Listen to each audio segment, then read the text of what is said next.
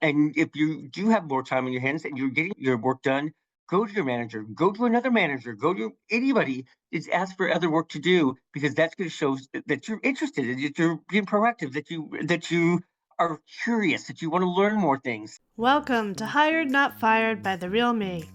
We help turn your human skills into superpowers, the skills AI can't replace, so you get noticed, get interviews, and get hired. Hey there, welcome to this week's episode of Hired Not Fired. And I am thrilled to bring back Rex Trewin from Wells Fargo. Rex has over 30 years experience as university relations. He's the original triple threat in the industry: university career center experience, employer, vendor experience. He's done it all. Having previously been on the board of directors for GACE, SACE, and MBACSEA, that's a nice alphabet soup that we can all Google afterwards, he's been helping companies and universities globally achieve their goals of attracting the right talent to the right employers at the right time. Currently, he's Assistant Vice President of Early Careers at Wells Fargo. Welcome back, Rex. Thank you, Deb, for allowing me to come back. I'm excited to have you back because I've heard you talk about experiential learning as something that's really valuable for job seekers. And I'd love to hear more about it. So, shall we dig in? Hey, let's dig in because that's my roots. So let's go for it.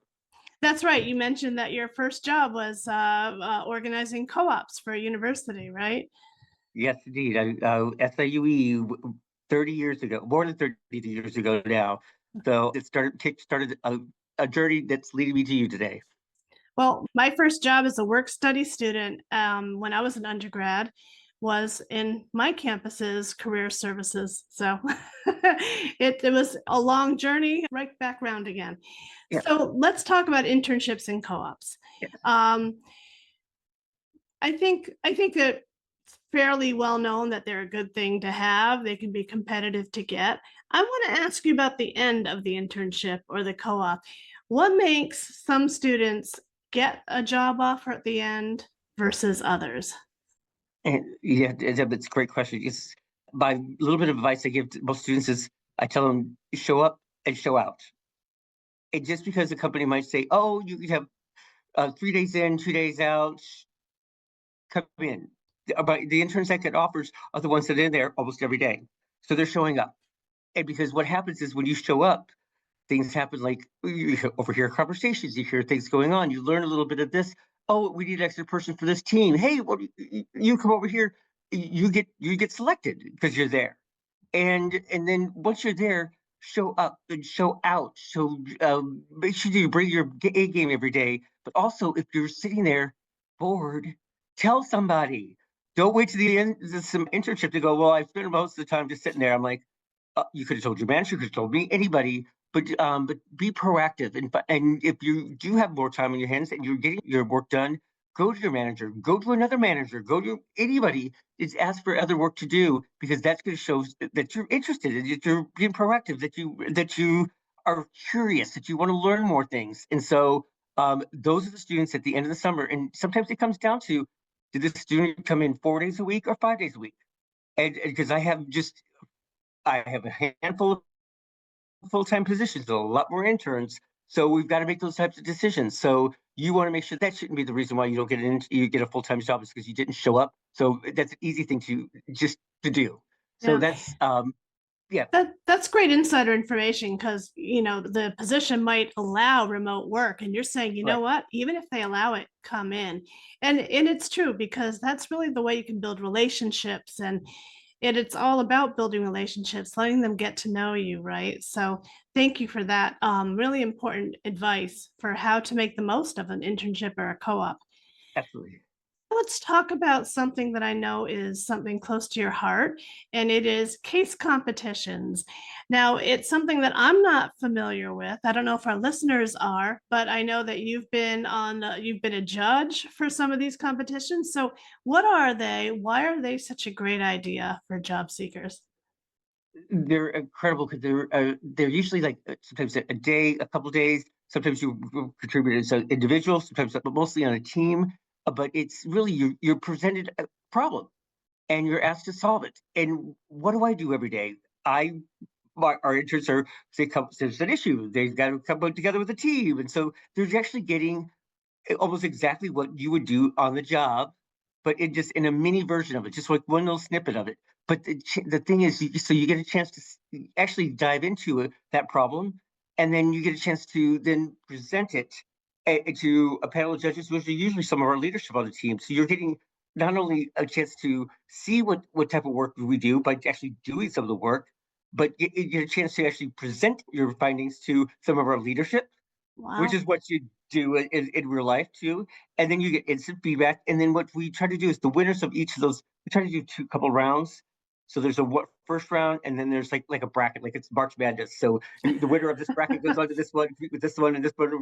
So there's Serious ultimately competition. it is, and ultimately there's a winner. But the thing is, be able to take that feedback and uh, then be able to review what you did and add that feedback in positively, and then do your final presentation with that feedback in mind, and then present it again to a different level of judges, a higher level of leadership.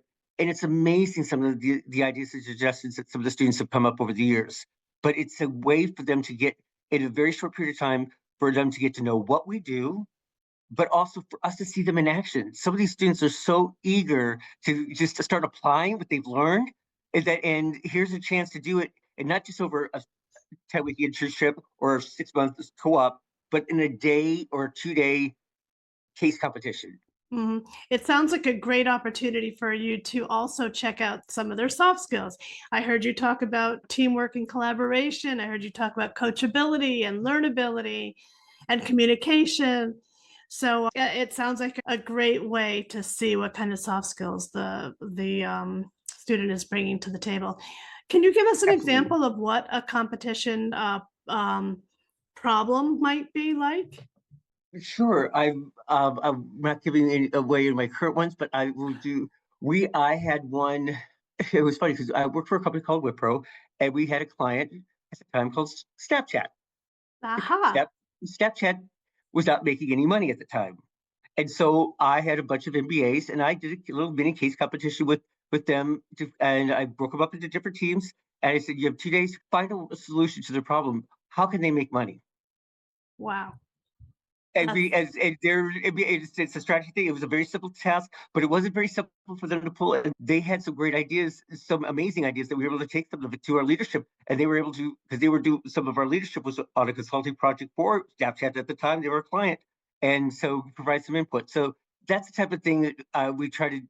That's at a very high level, but some of the other problems are sometimes a little more simple. But I like the ones where there's a little bit of a challenge. Yeah, well, then I'm going to add a few more soft skills. You get to check problem solving and creativity. Absolutely. Yeah, the Yeah. ones we do now with the Wells Fargo, we don't allow technology because we don't want, Ooh, so we have to leave their phones at home. So they actually give them whiteboards, and we have to give them flip charts so they can put their presentation on. But we want to make sure that it's them that's doing the not presentation, and not AI. that they just didn't type it in and go, what regurgitate. We have the feedback from the students have been amazing, that they actually logins and use their logins with their team members and come up with a solution. And it's like, without anybody being on their phone, and they could do it. They Wow. can. Believe me, you out there listening, you can do it. Just put the phone down. Well, that is great advice. Before we wrap up, how might they hear about these competitions? I mean, is this only for interns or co-op students, or is it open more No, widely? open more widely. I would check with your career center or school. A lot of these are driven by different industries, so there's different industry groups that will do that. So if there's is a organization that is like your industry, like there's I know that there's a banking industry case competition that's kind of US wide that they do, but there's one for like some of the engineers they do. So if you're part of SWE or sort of NSBE or something like that, there might be a case that's part of their national organization. So sometimes you check out those things, but there's not like any consolidated place that you can find it, but you have to do a little research. Mhm. But again, you could do it. Okay, so Google and then talk to your career center. They are a well of information. Well, Absolutely. thank you, Rex. This was wonderful. Thanks for sharing your insight and wisdom with our listeners. No worries. Like, thank you so much. I look forward to the next time.